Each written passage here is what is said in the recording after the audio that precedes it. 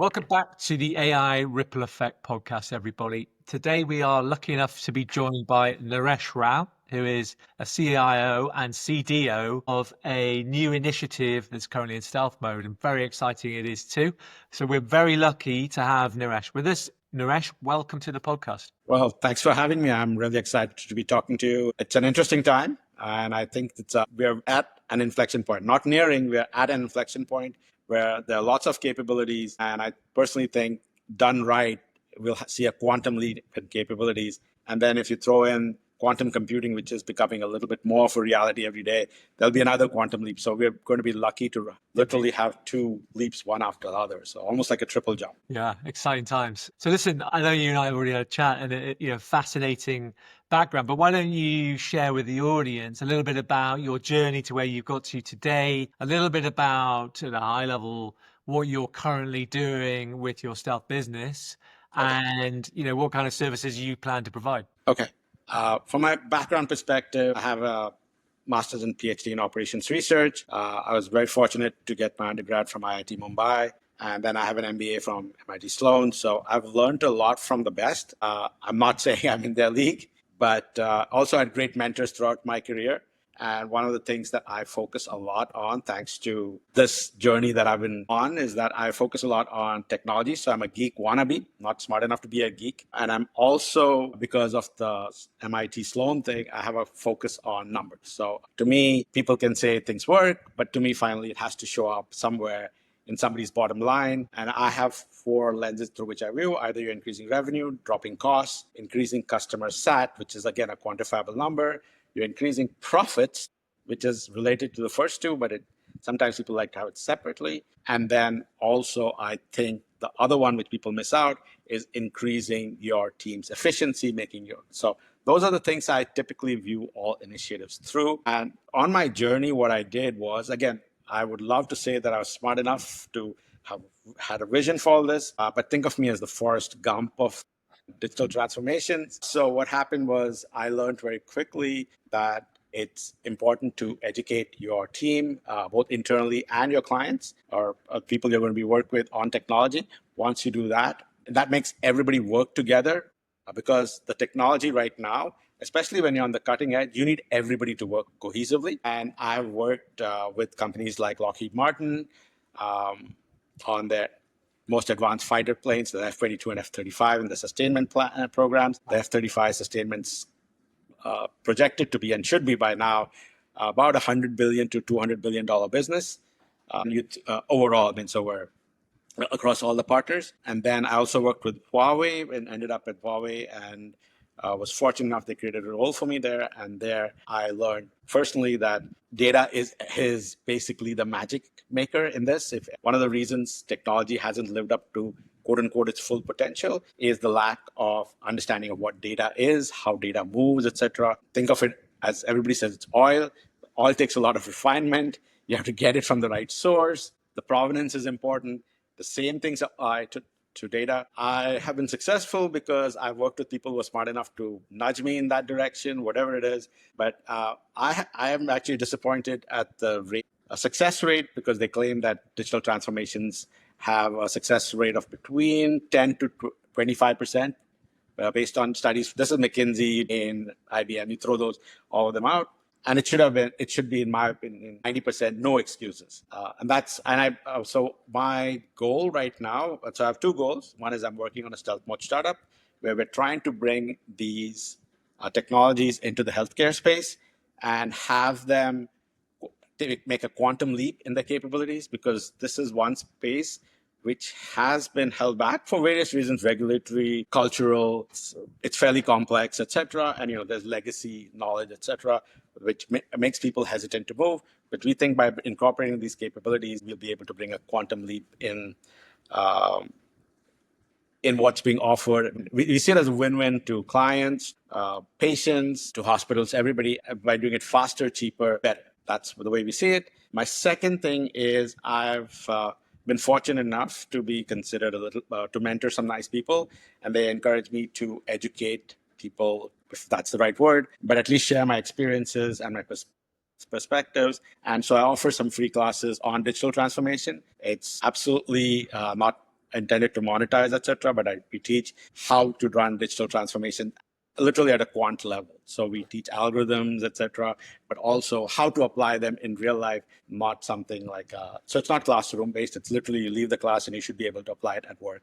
So that's the goal. A little bit of pitch for myself. Sorry about that. Not intentional, but I thought Absolutely it's fine. important. No, I mean, I think it sounds fascinating what you're up to. And obviously, you have that vast experience and knowledge as well. So, and from that knowledge and from that experience, and also what you're seeing today, what are you picking up from key trends? You're obviously well read. What are the key trends, specifically in logistics, Naresh, that you're seeing? So two things happened around 2019, 2020, especially with COVID.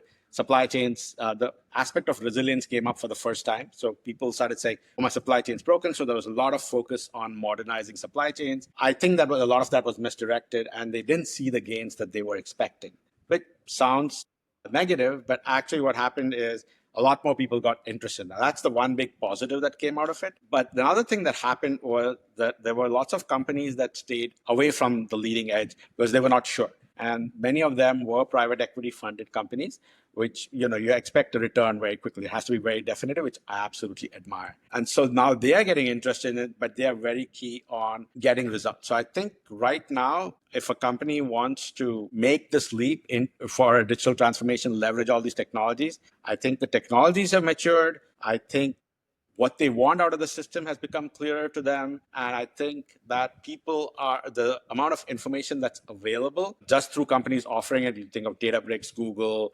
Microsoft, etc., allows people to educate themselves. And if you don't like what one person's teaching, you can always get the similar information from somebody else. It's a great opportunity to train yourself. So I think that's a wonderful, wonderful time. And I think now the failure rate of like between 70 to 87% is what the solid numbers that I've seen from, again, the Bains, McKinsey's, IBM's, etc. I think that failure rate would drop down significantly. I think it's going to be more like a 10% failure rate, etc. I think the technologies are there and the motivation is there. So I'm expecting the next 2 years to be tremendous, especially given, quite frankly, the geopolitical challenges that we face. This is not meant to make a political statement, but it's a volatile world. Sure. And people are going to need truly resilient systems, and everything seems to be at the right point right now. So I think it's an exciting time. Very good point. Very good point. And it's a good, I mean, you touched upon it there around the technology piece. But what's your view? What's your take on artificial intelligence in that mix? And how is that, do you think, going either to be supportive of this change, transformation, or is it going to be disruptive in certain sectors, particularly around workforce displacement? Or is there somewhere in between the two that you envisage this playing? I personally think that there is going to be some hype around AI, but I think people are going to understand what AI is going to be able to do much better now. So one thing about AI, and I've successfully deployed this, is it's a little bit like rock climbing.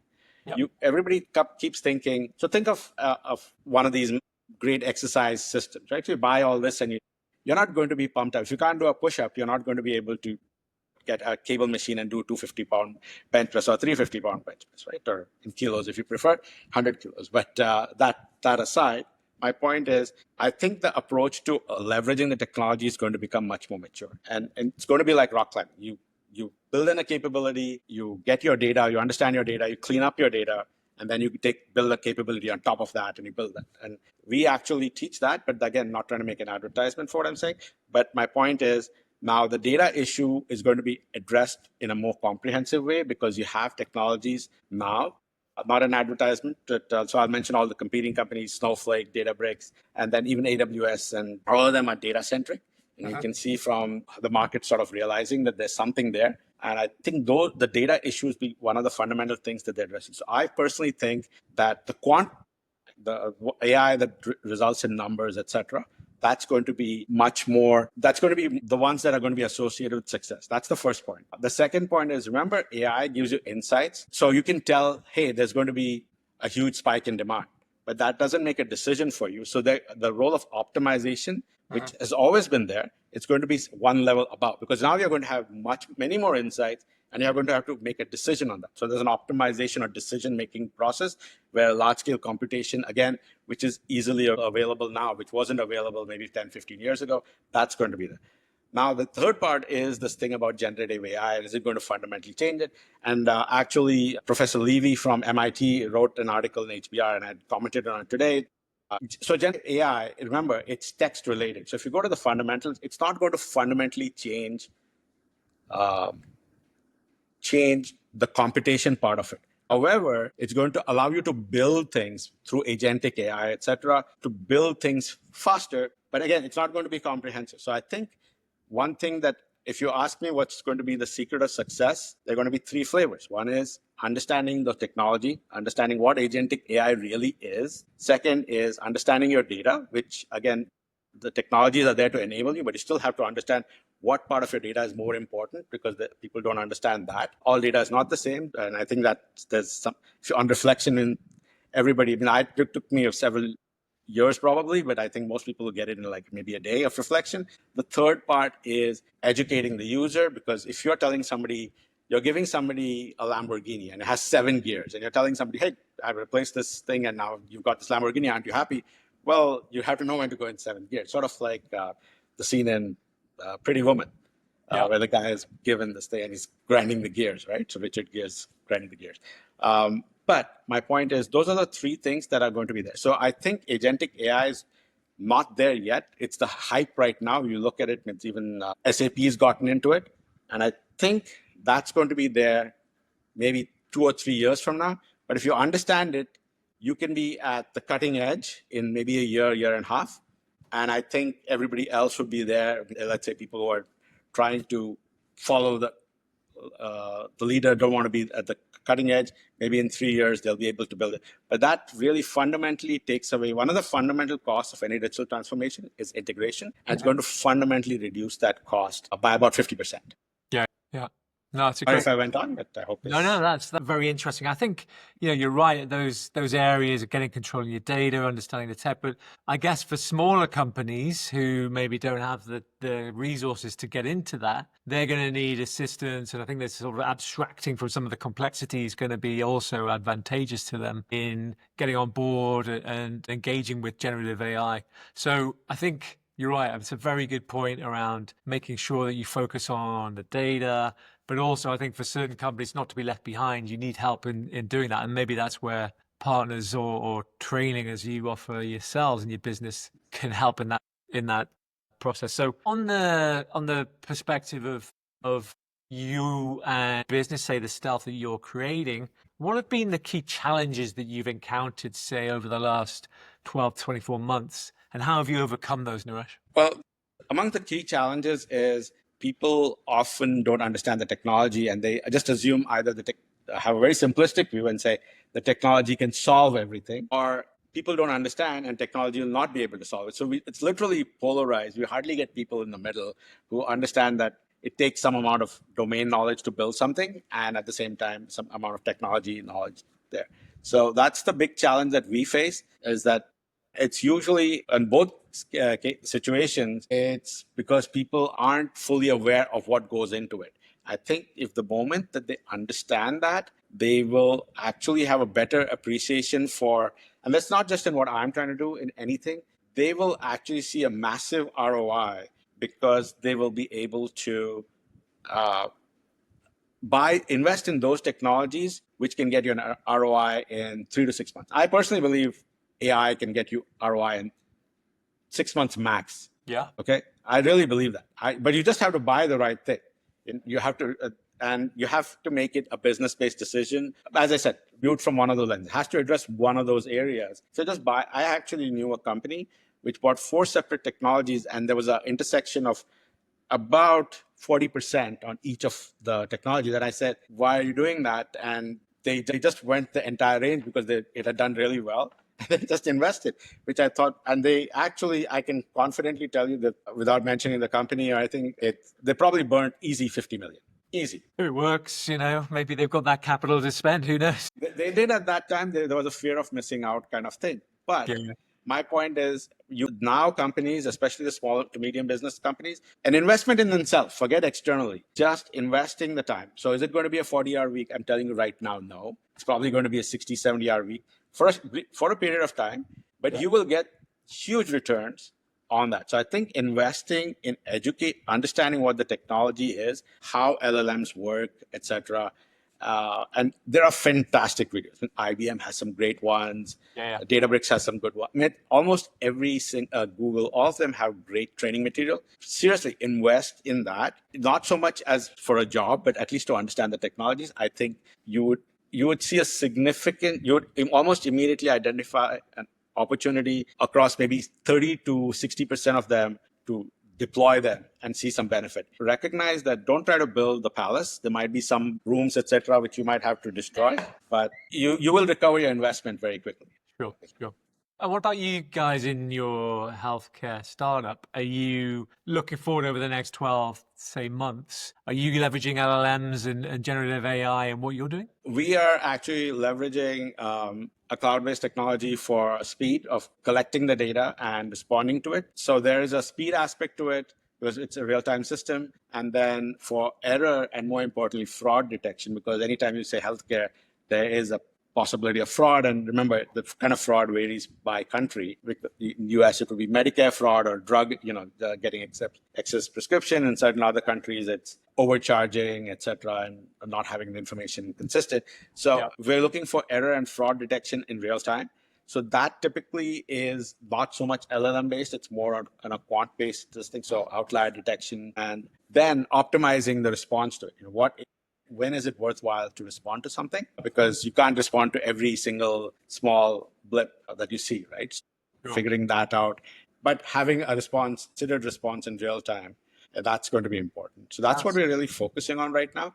We are planning to expand into other areas where actually optimization is going to be really important. And that's why I guess I always knew it, but dealing with the second generation of problems, once we solve this first generation, we realized there's no way to do it without massive optimization because I have the information now, then I have to make a choice. Because a lot of business is about making choices. And I'm going to have to figure out what's the best way to price something, for example. That's an optimization problem too, right? So no, I mean, it sounds fascinating. It sounds as though there are exciting times ahead for your stealth initiative. So I'm very interested. And for those guys out there listening and watching, Naresh, obviously it's undercover at the moment, but where can they get more information about you? And as your business lands, more information about what you're doing. So you can reach out to me on LinkedIn. I usually accept all requests. I'll definitely respond to that. And we will be putting a link to the website pretty soon. There's a naming issue because in some countries you have to have some certain characters if you're in the healthcare business, which I didn't know. It was very surprising. So we had to revamp the whole thing. So we delayed our public, at least address, etc. But they're welcome to reach out to me, Naresh Rao, on LinkedIn. There's no middle initials or anything like that, so that you can reach out to me. Usually people find me on the first attempt. So would love to connect with people and share my perspective. Again, people are welcome to attend my class. The material also are freely available. We make the content freely available for people to teach forward. So it's basically paying it forward. Amazing. We'll make sure that we include those links in the description of the podcast so people can connect and find out more about your stealth when it lands and also more about your hugely valuable training by the sounds of things. Listen, thank you, Naresh. That was really insightful. I appreciate your time and your insights. Very valuable to, I'm sure, everybody who's watching and listening. Thank you, everybody out there, for coming to see and listen to us today.